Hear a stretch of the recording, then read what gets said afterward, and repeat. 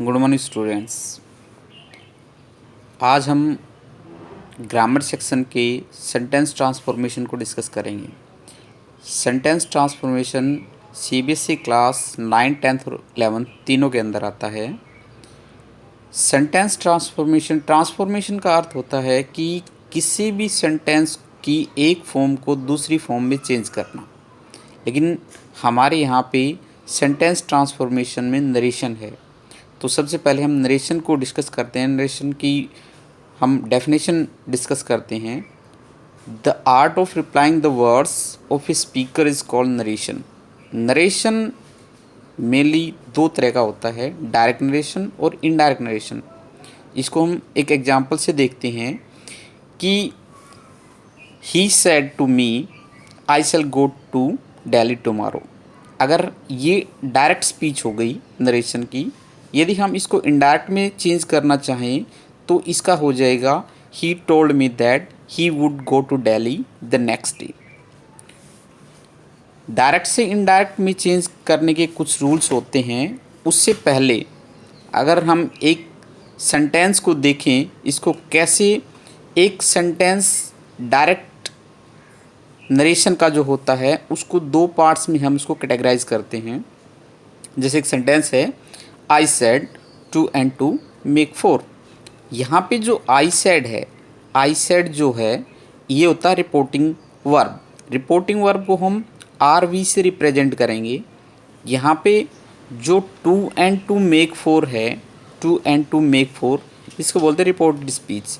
Reported speech को हम R S से हम इसको रिप्रेजेंट करेंगे। जो डायरेक्ट स्पीच और इनडायरेक्ट स्पीच, डायरेक्ट स्पीच और इनडायरेक्ट स्पीच दो तरह का नरेशन होता है। तो इन दोनों के कुछ फैक्ट्स होते हैं। जैसे सबसे पहले डायरेक्ट स्पीच जो होता है उसको हम कैसे देखेंगे। जो स्पीकर जो होता है, वक्ता जो होता है, उसके द्वारा कही गई बात को हम डायरेक्ट इन्वर्टेड कोमास के अंदर इनक्लोज करते हैं।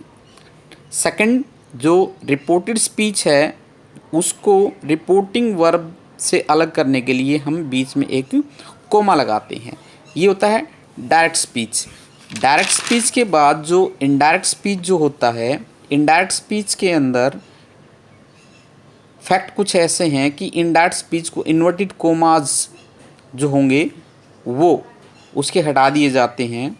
रिपोर्टिंग वर्ब को रिपोर्टेड स्पीच से जोड़ने के लिए हम कोई conjunction that, if, what, why etcetera इनमें से लगाते हैं। ठीक है। रिपोर्टेड स्पीच में उसके भाव के अनुसार हम उसको चेंज करते हैं। अब रिपोर्टिंग वर्ब का जो कोई टेंस जो होगा वो कभी चेंज नहीं होता, टेंस सेम रहता है। रिपोर्टेड स्पीच का टेंस हम थोड़ा सा उसके भाव के अनुसार बदलेंगे। इसके बाद इसके अंदर कुछ प्रोनाउंस होते हैं। प्रोनाउंस को हम कैसे चेंज करें। प्रोनाउंस को चेंज करने के नियम कुछ ऐसे हैं कि रिपोर्टेड स्पीच का जो फर्स्ट पर्सन होगा वो रिपोर्टिंग वर्ब के सब्जेक्ट के अनुसार चेंज होगा।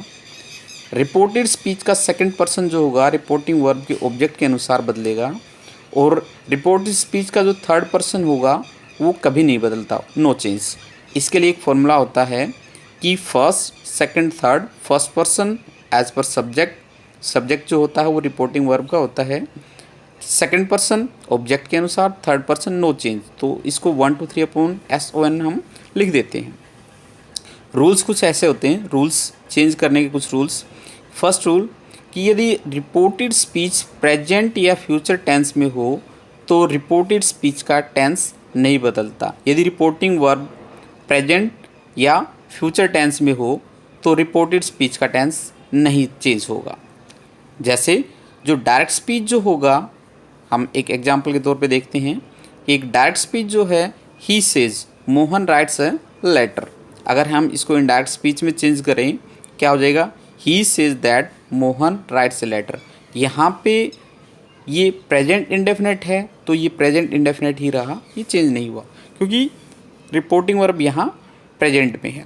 अगर रिपोर्टिंग वर्ब फ्यूचर में हो, he will say Mohan is a good boy, तो ये सेम रह जाएगा, he will say that Mohan is a good boy. तो रिपोर्टिंग वर्ब यदि प्रेजेंट या फ्यूचर में हो तो रिपोर्टेड स्पीच का टेंस चेंज नहीं होगा। सेकंड रूल क्या कहता है, यदि रिपोर्टेड स्पीच में यूनिवर्सल ट्रूथ या हैबिचुअल एक्शन हो तो भी रिपोर्टेड स्पीच का टेंस नहीं बदलता। जैसे he said two and two make four, he said that two and two make four, यहाँ पे कोई चेंजमेंट नहीं है।